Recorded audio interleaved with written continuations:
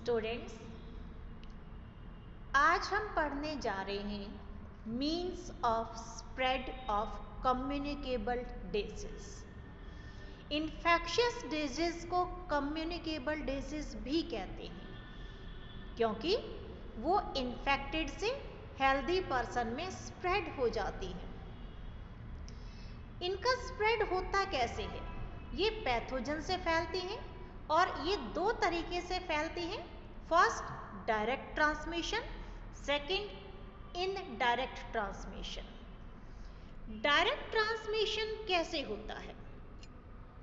Direct transmission हो सकता है physical contact with infected person, कि अगर आप किसी भी इन्फेक्टेड पर्सन को डायरेक्ट टच करते हैं या उसकी चीज़ों को यूज़ करते हैं तो चिकन पॉक्स या स्मॉल पॉक्स डिजीज के माइक्रोब्स हेल्दी पर्सन में ट्रांसमिट हो जाते हैं।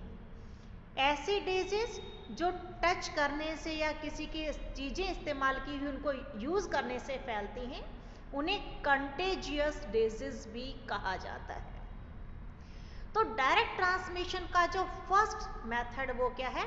Physical contact with infected person. Second is by sexual contact. कुछ इन्फेक्शियस डिजीज जैसे कि सिफिलिस, गोनोरिया और एड्स, ये सेक्सुअल कांटेक्ट से फैलती हैं। इसके जो माइक्रो ऑर्गेनिज्म हैं इन डिजीज के, वो फिजिकल कांटेक्ट से नहीं फैलते, जैसे कि किसी के हाथ मिलाने से, गले मिलने से ये डिजीज नहीं होती। ये सेक्सुअल कांटेक्ट से फैलते हैं। इन्फेक्टेड पर्सन के साथ सेक्सुअल कांटेक्ट होता है तो डिजीज ट्रांसमिट हो जाती है। लेकिन जो एड्स जैसी बीमारी है जो कि एक वायरस से होती है, वो ना सिर्फ सेक्सुअल कांटेक्ट से बल्कि और भी बहुत सारे तरीके से फैल सकती है। ये इन्फेक्टेड पर्सन का ब्लड अगर किसी हेल्दी पर्सन में ट्रांसमिट कर दिया जाए तो उससे हो जाएगी, यानी कि पहला तरीका है ब्लड ट्रांसफ्यूजन से। सेकंड, अगर आप इन्फेक्टेड नीडल को यूज़ कर लेते हैं इंजेक्शन के लिए तो भी हो सकती है। इसके अलावा ये इन्फेक्टेड मदर से उसके बच्चे में प्रेगनेंसी के दौरान या ब्रेस्ट फीडिंग में जा सकती है। कुछ डिजीज एनिमल बाइट से भी ट्रांसमिट हो सकती हैं, जैसे कि रैबीज कैसे फैलती है? रैबिड डॉग या मंकी के काटने से रैबीज जैसी डिजीज हो सकती है। तो डायरेक्ट ट्रांसमिशन में आप 3 मेथड्स करेंगे ट्रांसमिशन के। First, physical contact with infected person, second sexual contact and third animal bytes. अब इनडायरेक्ट ट्रांसमिशन कैसे होता है? इनडायरेक्ट ट्रांसमिशन में जो पैथोजन हैं, जो डिजीज ट्रांसमिट करने वाले माइक्रोब्स हैं, वो किसी इंटरमीडिएट एजेंट के थ्रू स्प्रेड होते हैं। कैसे हो सकते हैं? फर्स्ट, वो एयर के थ्रू जा सकते हैं, जैसे कॉमन कोल्ड, ट्यूबरकुलोसिस, निमोनिया जैसे डिजीज के माइक्रोब्स एयर के थ्रू स्प्रेड होते हैं। जैसे कॉमन कोल्ड है, मान लीजिए आपको जुकाम हो गया है, तो जब आप छींकते हैं तो बहुत सारी ड्रॉपलेट्स एयर में आ जाती हैं, और जब भी कोई आपके आसपास उस एयर में सांस लेता है तो वो वायरस उसकी बॉडी के अंदर चला जाता है और माइक्रो ऑर्गेनिज्म को इन्फेक्शन स्टार्ट करने के लिए एक नया होस्ट मिल जाता है। इसलिए हम कहते हैं कि जो एयरबॉर्न डिजीज हैं वो क्राउडेड लिविंग कंडीशन में सबसे ज़्यादा तेजी से फैलती हैं। सेकंड है थ्रू कंटेमिनेटेड फूड और वाटर। बहुत सारे डिजीज जैसे कि कोलरा है, अमीबिक डाइसेंट्री है, हेपेटाइटिस बी है, ये कंटेमिनेटेड फूड या वाटर के थ्रू ही फैलती हैं। ऐसे कैसे होता है? अगर आपके आसपास की लिविंग कंडीशंस ऐसी हैं जहाँ पे लोग खुले में टॉयलेट के लिए जाते हैं तो फीकल मैटर आसपास की वाटर बॉडीज में चला जाता है, और अगर ड्रिंकिंग वाटर की सेफ सप्लाई नहीं है तो लोग उस पानी को यूज़ करते हैं और इससे जो है डिजीज हो जाती हैं। कौन कौन सी हो जाती हैं इन्फेक्टेड वाटर यूज़ करने से, कंटेमिनेटेड वाटर से? याद रखिए, cholera, amoebic dysentery and hepatitis B, ये वो डिजीज हैं जो कंटेमिनेटेड फूड या वाटर के थ्रू हो सकती हैं। थर्ड मेथड है इनडायरेक्ट ट्रांसमिशन का थ्रू वेक्टर्स। ये वेक्टर्स क्या होते हैं?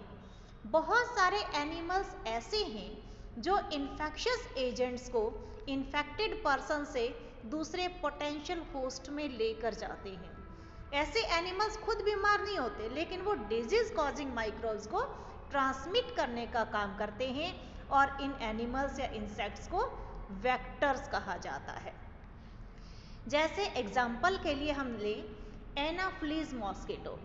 Female Anopheles mosquito warm blooded animals का ब्लड सक करती है, चूसती है। क्यों? क्योंकि उसे मैच्योर एग देने के लिए एनर्जी की रिक्वायरमेंट होती है, और ये एनर्जी उसे मिलती है उस ब्लड से।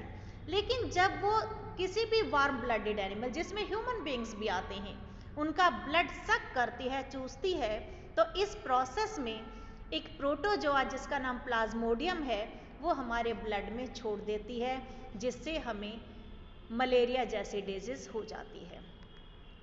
हाउस फ्लाई सबसे ज़्यादा डिजीज को कैरी करती है। हाउस फ्लाई जो है कोलरा, टाइफाइड, डायसेंट्री, ट्यूबरक्लोसिस, इन सब के माइक्रो ऑर्गेनिजम्स को अपनी बॉडी पे लेके घूमती है, और जब ये हमारे खाने पीने की चीज़ों पे बैठती है तो वहाँ पे इन माइक्रोब्स को ट्रांसमिट कर देती है, और जब हम इन चीज़ों को खाते हैं तो ये हमारे अंदर ट्रांसमिट हो जाती है।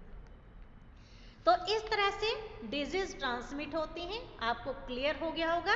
डिजीज ट्रांसमिट होने के दो तरीके हैं, डायरेक्ट एंड इनडायरेक्ट। डायरेक्ट में आते हैं physical contact with infected person, sexual contact and animal bytes. Indirect transmission हो सकता है through air, through contaminated food and water and through vectors. तो ये टॉपिक आपका क्लियर हो गया होगा। अब हम आगे चलते हैं कि डिजीज जो हैं वो कैसे कैसे कहाँ से हो सकती हैं। डिजीज ऑर्गन स्पेसिफिक भी हो सकती हैं, टिश्यू स्पेसिफिक भी हो सकती हैं। कैसे? इसके बारे में थोड़ा सा हम पढ़ते हैं कि माइक्रो ऑर्गेनिज्म के कंपैरिजन में हम देखें तो हमारी बॉडी बहुत बड़ी है, बहुत बड़ी है। तो सारे के सारे माइक्रो ऑर्गेनिज्म एक जगह पे नहीं जाते हैं, तो वो कहाँ से एंटर करते हैं और डिजीज क्या होगी, ये डिपेंड करता है कि वो उनकी एंट्री कैसे है।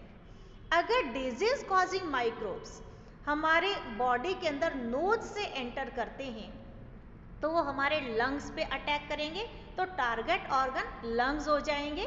जैसे कि ट्यूबरकुलोसिस के जो बैक्टीरिया हैं वो लंग्स पे अटैक करते हैं।